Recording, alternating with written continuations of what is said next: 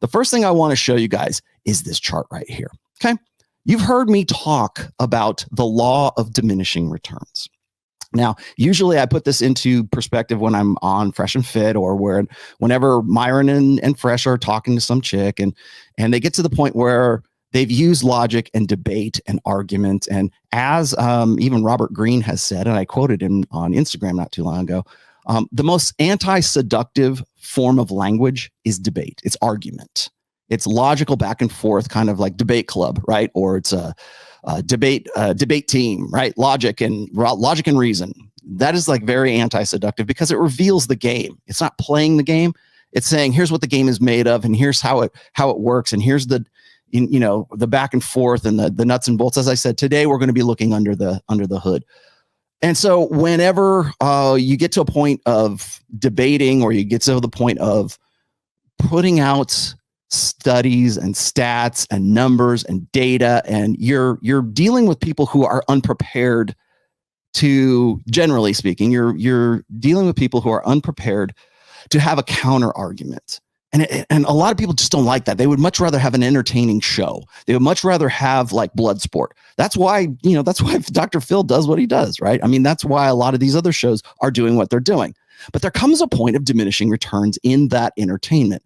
So if you take someone who is red pill and is schooled in, red pill awareness, has some, even just, basic understanding of the stats and why it is that we say what we do, or just in most instances, this has been my euphemism forever. It's like, I just work here. I just hold up a mirror. I just show you the stats. I connect dots. What is it? I report and you decide, right? Well, there comes a point in that conversation, what I call the diminishing returns. And when it comes to women, it's usually a want to return to an emotional debate rather than a rational debate, or an emotional high, as opposed to, oh, I really understood something. Thank you for educating me. Thank you for teaching me. Because in that moment where a woman sort of concedes, I guess, that doesn't feel too good. That's not a high. That's not fun. It doesn't taste good, as I've said in the past. So as you can see here in the total output versus the total input, your most productive part of that, show or that engagement or whatever is right there. As you can see, is on the way up till you get to the point of diminishing returns. Here, your input to the productive returns, it pays to invest more time and effort in. Okay, so you're working your way at it. Now, when you reach that point of diminishing returns, and of course the joke is this, it's usually when that woman or that guy, for example, in various ways of expressing this, says, "Who hurt you? What was how does that make you feel, Brittany Renner, to break down these women? Or does it make you feel like a man because you crushed them with logic?"